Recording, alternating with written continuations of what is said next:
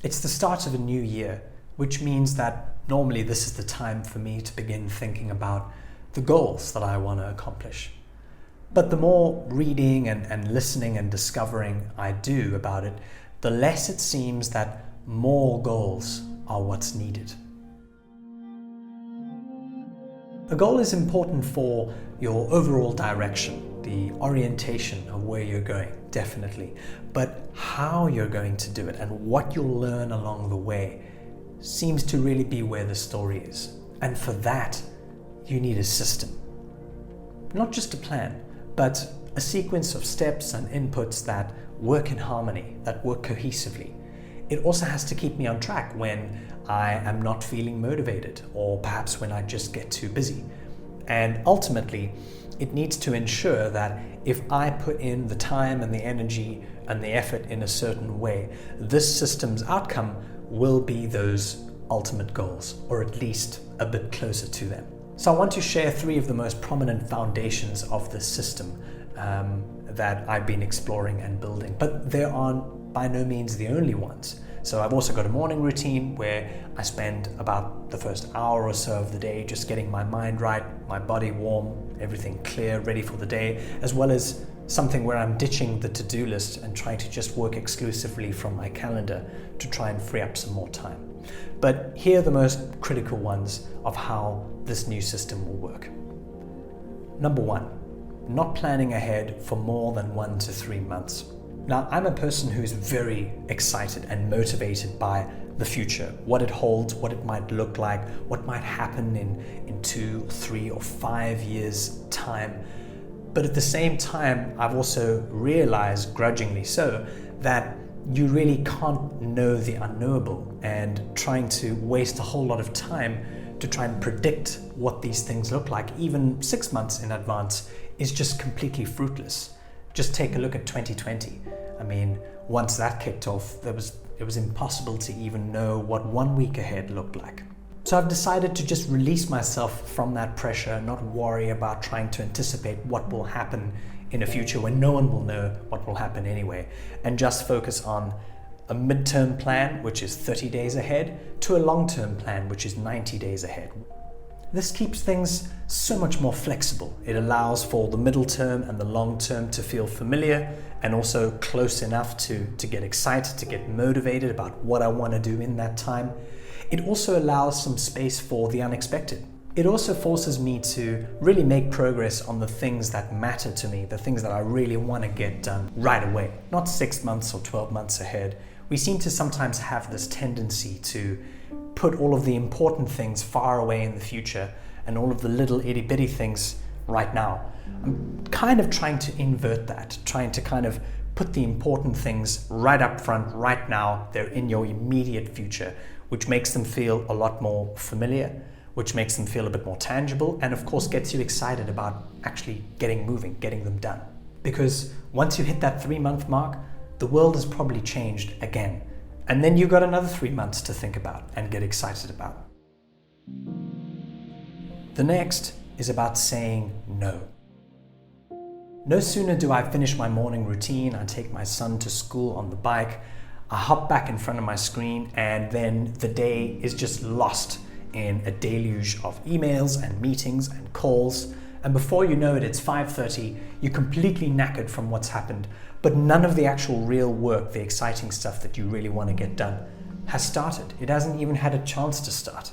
And I've thought a lot about this, and it seems to me that pretty much the only way to focus on building my business, making more videos, learning things, spending more time learning, is to take back control of that time. And the way to do that is to say no, is to say no to others, to meetings, to opportunities, to people who want to talk to you, to calls. Now, don't get me wrong, saying yes has opened many doors and made life exciting and certainly brought a lot of opportunities with it, especially at the time when I might have said yes and I had no idea how to actually do it, the old Richard Branson principle. But at the same time, every time you say yes, you're actually saying no to something else, right? It makes sense. You're saying no to something else, probably something that you were planning and had planned to get going or get done all along anyway, before this new thing came along and completely threw you off. So it's a distraction. So no is a powerful weapon for you to focus and be intentional with your time, to not be distracted off your path. So being intentional with your time means that you're going to say no a lot of the time, or at least you're going to have to sometimes say no. You're going to have to turn down certain things, because in order for the system to work, to deliver you to that desired outcome, you've got to have something in there that forces you to focus back on what you actually want and not be distracted by things that happen to come your way.